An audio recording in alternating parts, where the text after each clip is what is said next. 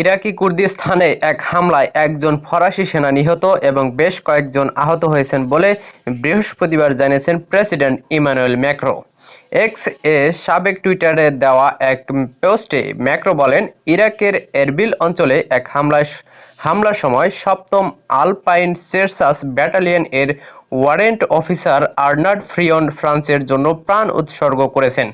তিনি নিহতের পরিবারের প্রতি গভীর সমবেদনা এবং সংহতি প্রকাশ করেন। প্রেসিডেন্ট আরও জানান, ওই হামলায় বেশ কয়েকজন ফরাসি সেনাও আহত হয়েছেন।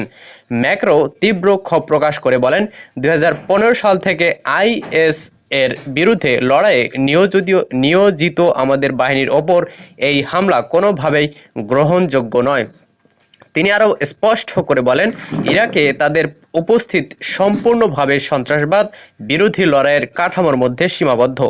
চলমান ইরান যুদ্ধ এই ধরনের হামলাকে কোনোভাবেই জায়েজ করতে পারে না।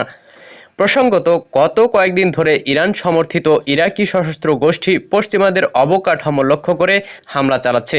এরই মধ্যে ফরাসি সেনাদের হতাহতের ঘটনা ঘটল। সূত্র CNN।